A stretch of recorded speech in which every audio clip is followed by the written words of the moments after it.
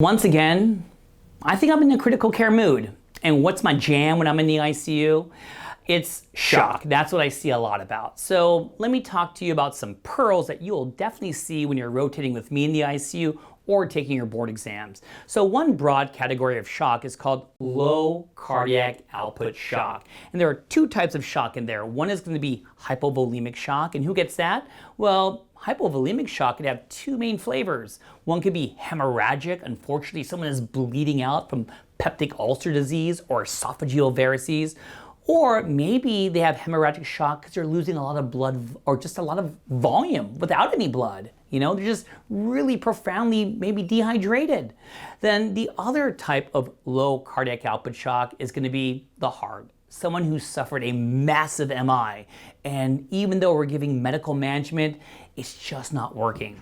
So when we talk about a low cardiac output state, well, what are going to be those parameters, those physiological parameters? I said it, this is going to be a physio talk, you're not escaping it.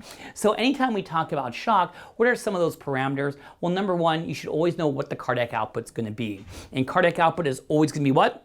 Heart rate times what? Stroke volume. And which one of those two is always going to be the biggest determinant of cardiac output? That's right, the stroke volume. And for my step one takers, I didn't forget about you. Now, stroke volume is made of three main things. What three main things make up the stroke volume? That's right, preload, afterload, and contractility. So which one of those three probably contributes to stroke volume the most?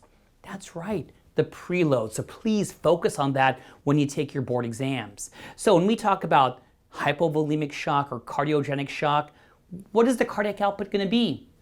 Low. Why is the cardiac output going to be low in hypovolemic shock?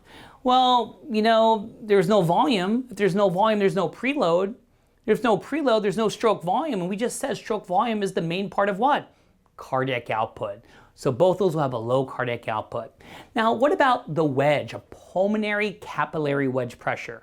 Now, I'll really dive into it, so check out my website, which is beyondthepearls.net. But let me just say this. The pulmonary capillary wedge pressure is an indirect marker of preload, left ventricular end diastolic volume. And if you have hypovolemic shock, you have no volume, the wedge is going to be what? Low. But in cardiogenic shock, let me throw you that curveball. What is the wedge going to be? It's going to be high. Why? It's because if you have that massive MI and the cardiac output's not working, everything's going to what? Yeah, it's going to back up. So the wedge is a really important determinant of who has cardiogenic versus hypovolemic shock. Let me give you two more. Another parameter I like to talk about is called SVR. What does that stand for? Yeah, you guys are great. Systemic vascular resistance. You know, for step one, we derive this equation from flow. And who could tell me what is the equation for flow in physiology of USMLE step one? It's called Poiseuille's equation. And Poiseuille's equation tells me that flow, which is represented by the letter Q, is equal to what? Pressure 1 minus pressure 2 divided by resistance. So if we solve for resistance, resistance will equal the pressure difference divided by flow. And all I do is just put in a couple variables. So if I want to know resistance, which is SVR, systemic vascular resistance, that's equal to the pressure in the arteries. We'll use mean arterial pressure minus the pressure in the veins. Let's use something called the CVP, the central venous pressure, divided by flow. And what's going to be flow? Cardiac output. Well, what's the take-home message? Whether it's going to be hypovolemic shock or cardiogenic shock, what will SVR be? It's going to be high. Why? Because I want to vasoconstrict. And when you vasoconstrict, it's going to affect the veins a little bit more than the arteries because the veins are just more compliant. In fact, who can tell me what percent of our total blood volume hangs out in the venous circulation? Oh, that's amazing. Around 70%. So when you constrict it, you put all that volume back into the effective circulation, bringing up the cardiac output, helping the hypovolemic shock. SVR has to be what? High. Now, the last thing I wanted to mention here is going to be talking about something called the pulse pressure.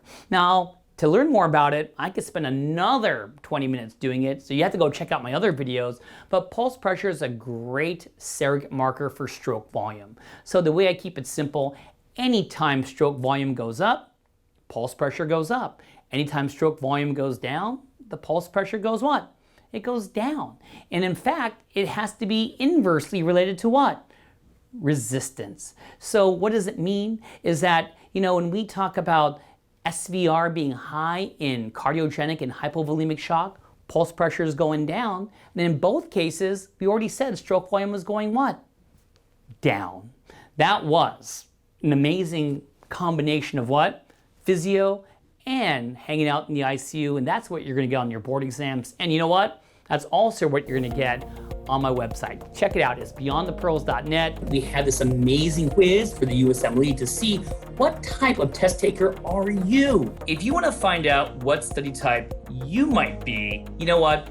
Take that quiz, find out. I'm telling you, it's gonna help you out, organize your thought process, and eventually get the score you want on your board exams. And you know what? I'll see you soon.